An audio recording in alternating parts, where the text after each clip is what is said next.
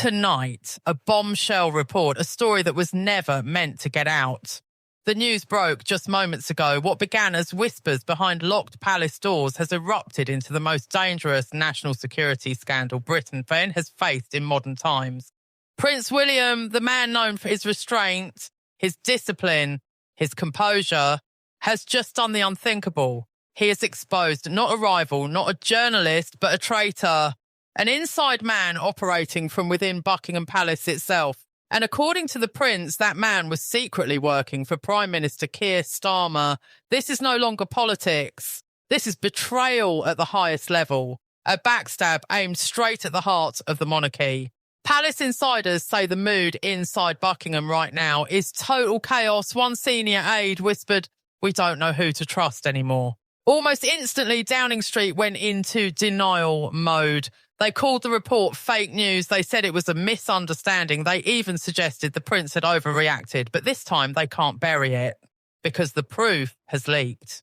Internal emails, encrypted messages and classified documents that were meant to be destroyed have surfaced. And what they show is nothing short of treason. A senior royal courtier, a man trusted completely by the king and the prince, secretly reporting their every move straight to Starmer's office. This wasn't a misunderstanding. This was infiltration. The mole inside the palace was not some junior servant. He was a senior figure, someone with access to everything. The king's private diary, the prince's travel plans, the confidential constitutional briefings prepared for the monarch. He was the perfect spy, and when William saw the evidence, he didn't stay silent. According to one witness, the prince was calm but furious, a quiet, focused fury.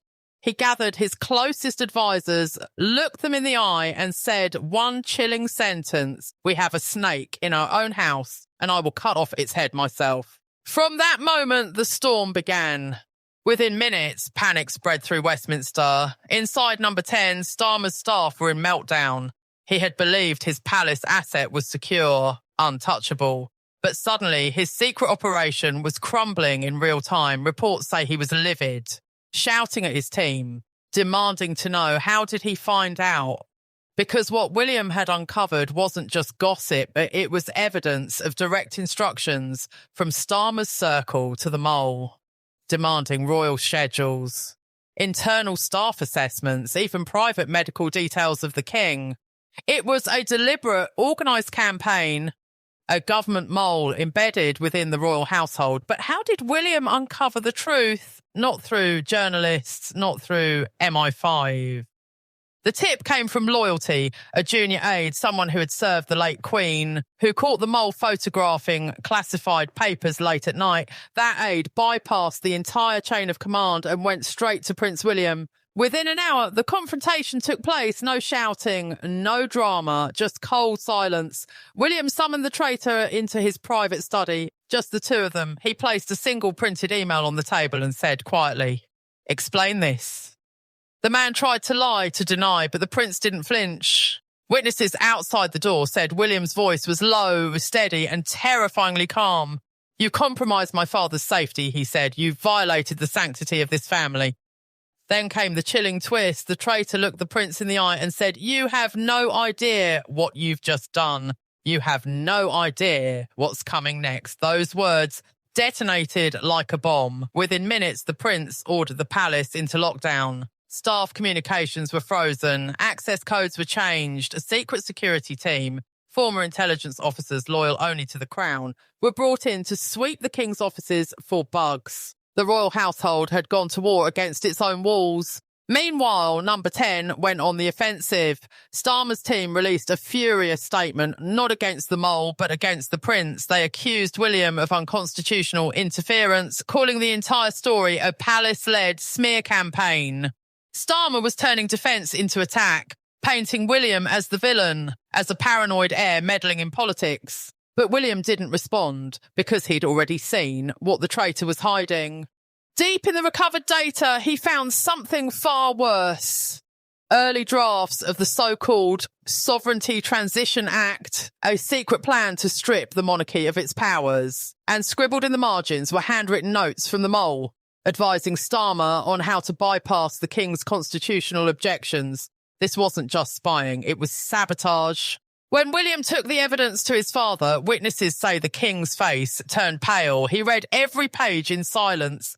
The betrayal wasn't just political, it was personal. This man, the king whispered, served my mother.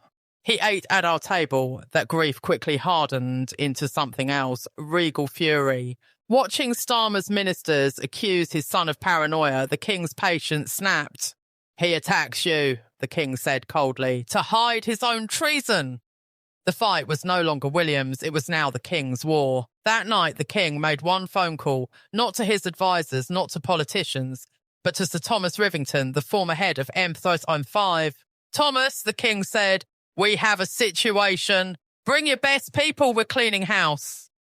The message was clear, the Crown was activating its loyalists. Downing Street was blindsided. Starmer's strategy to isolate William had backfired. The king and his heir were now united, their authority absolute. Within hours, ME5 loyalists quietly entered the palace. Sweeps began. Files were secured. The traitors' network was dismantled piece by piece. It was swift, silent, and ruthless. But Starmer wasn't finished. He was a political animal, cornered but dangerous. If he couldn't win by truth, he'd win by manipulation. Late that night, he made one call. To a powerful newspaper editor, he's declared war, Starmer said, so we give him one, run it the next morning. The headlines were brutal. Prince William's secret police, illegal palace purge, violates staff rights. Starmer's counterattack had begun. He painted William's internal security sweep as tyranny, framing him as a paranoid heir, turning Buckingham Palace into a rogue state. It was cynical genius. The public, once rallying behind the royals, was suddenly divided. Was William defending the crown or abusing his power? Inside the palace, the mood was ice cold. William was furious. He's using our honour against us, he told his father. He knows we won't fight dirty, so he's burning the house down. The king, however, saw what Starmer had done.